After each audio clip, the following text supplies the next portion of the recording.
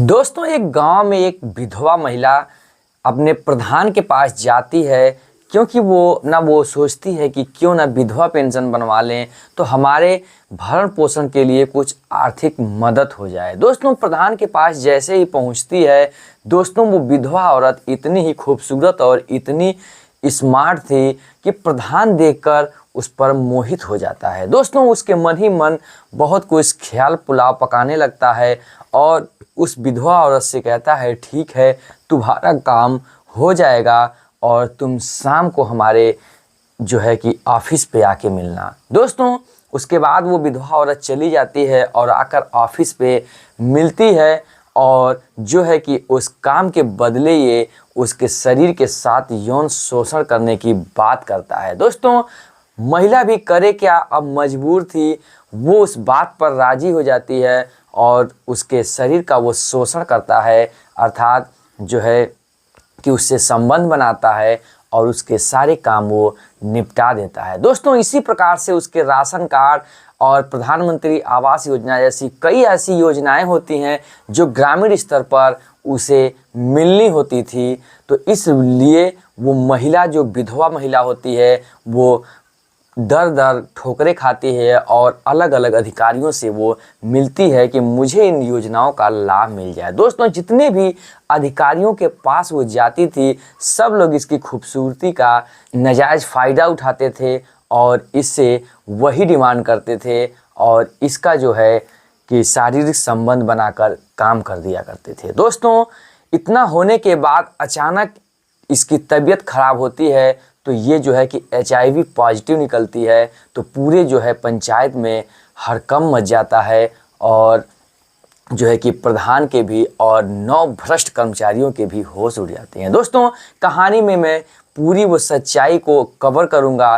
दोस्तों, उससे पहले आपसे छोटी सी रिक्वेस्ट है कि चैनल पर नए हैं तो चैनल को सब्सक्राइब कर लीजिएगा, वीडियो को लाइक कर लीजिएगा, वीडियो को शेयर कर दीजिएगा। चलिए वीडियो को करते हैं स्टार्ट और समझते हैं इस पूरी कहानी को कि आखिर उन 9 भ्रष्ट कर्मचारियों का कैसे HIV पॉजिटिव हो गया। दोस्तों, ये कहानी है गोरखपुर ज़िले की। गांव का नाम तो मैं नहीं बताऊंगा, करेक्ट एड्रेस नहीं बताऊंगा, जहां पर एक संगीता नाम की महिला रहती है। दोस्तों, जो उसका पति है, राजू नाम का लड़का था, दोनों की शादी हो गई थी, दोनों की फैमिली अच्छे से रह रही थी। जो संगीता थी वो इतनी स्मार्ट थी। दोस्तों, वो एक मिडिल वर्ग की कि लड़की थी, अपने माता पिता के घर बहुत अच्छे से पढ़ाई किया, गरीब घर में जन्म लिया।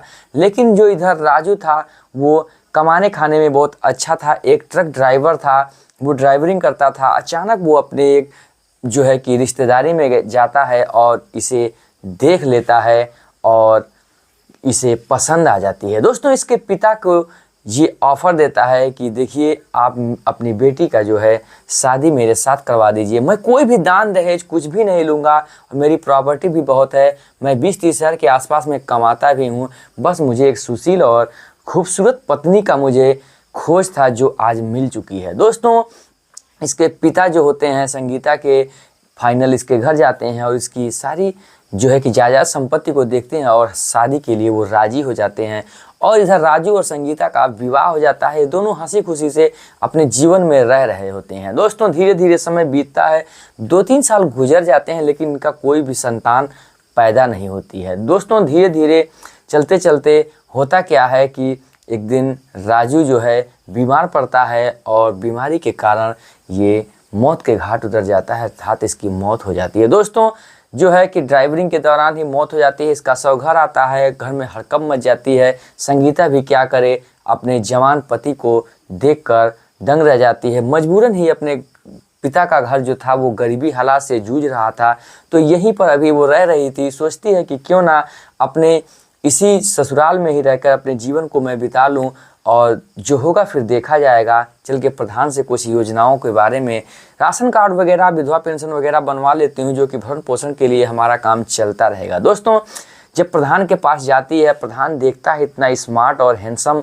एक विधवा औरत है, उसे विश्वास नहीं होता कि इस उम्र में भी कोई लड़की विधवा हो सकती है। दोस्तों, उसका नाजायज़ फिर फ़ायदा उठाने के लिए वो सोचने लगता है और कहता है कि इन कागज़ों के जो है कि बनवाने में राशन कार्ड या प्रधानमंत्री आवास या जो भी विधवा पेंशन सब में खर्चा लगेगा।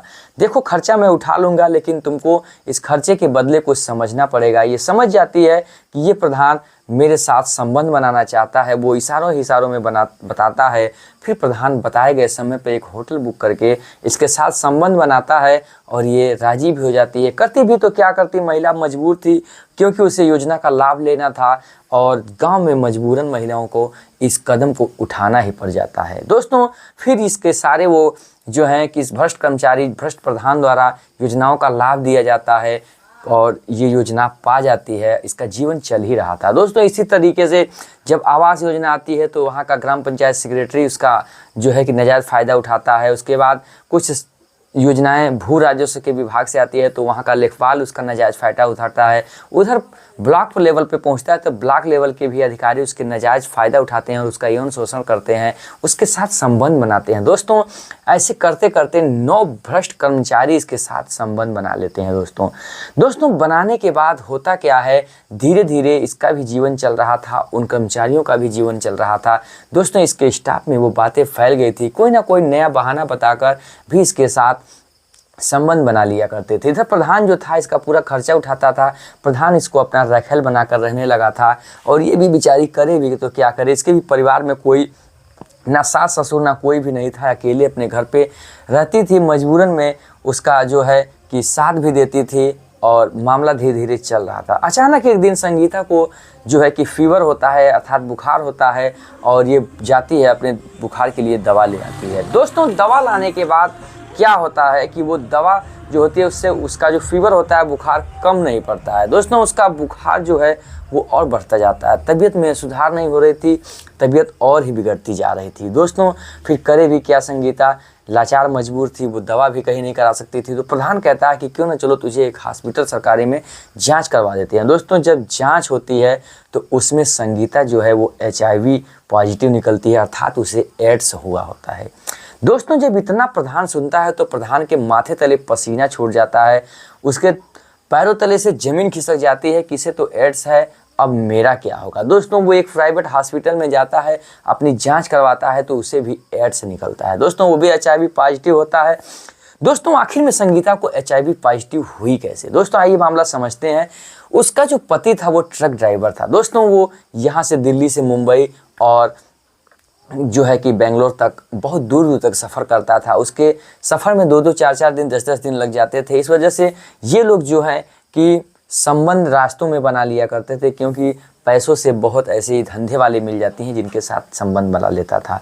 दोस्तों उसी संबंध बनाते बनाते किसी HIV पॉजिटिव के साथ उसने संबंध बनाया जो कि उसे एड्स हो गया और उसने जांच तक नहीं करवा पाई। धीरे धीरे जो है कि वो HIV पॉजिटिव रहा और धीरे धीरे उसकी मौत हो गई।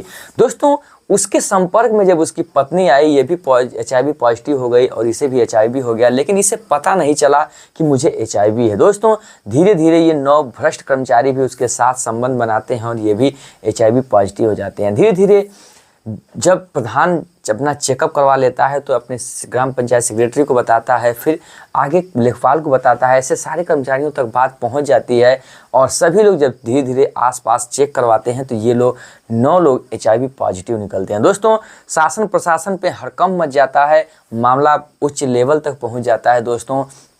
दोस्तों उसके बाद इसकी कड़ी जांच होती है, इन लोगों की दवाइयाँ चलती हैं, ये लोग स्वस्थ हो जाते हैं। लेकिन दोस्तों इन लोगों को बहुत ही जो है कि जुर्माना लगता है और इधर जो संगीता होती है इसके साथ जो है कि दवा चलती है और ये भी HIV पॉजिटिव जो है कि इसे भी ख़त्म हो जाता है और ये भी अपनी इसका भी जान बच जाता है। दोस्तों हमारी इस वीडियो को जो है आप तक पहुंचाने का मकसद ये नहीं है कि मैं इस कहानी को बता रहा हूं। दोस्तों आप भी कुछ ऐसी घिनौनी घटिया हरकतों में ना आ जाएं, आप भी इस घटिया कारतूतों से बच जाएं ताकि किसी का भी नाजायज़ फ़ायदा उठाने के लिए आप भी ना सोचें, ताकि आपका जीवन भी खतरे में पड़ जाए। दोस्तों उधर 9 भ्रष्ट कर्मचारियां तो उधर बर्खास्त हो ही गए थे। दोस्तों आप अपना जीवन क्यों ऐसे किसी जो है कि खतरे में डालें। इसलिए मेरा ये कहानी समझाने का और बताने का उद्देश्य यही है कि कर भला तो हो भला, दूसरे के साथ कभी भी गलत नहीं करना चाहिए। आशा करते हैं आपको ये कहानी बहुत ही अच्छी लगी होगी। फिर मिलेंगे एक नई ऐसी ही इमोशनल और इंटरेस्टिंग कहानी लेकर। तब तक के लिए जय हिंद, जय भारत, वंदे मातरम।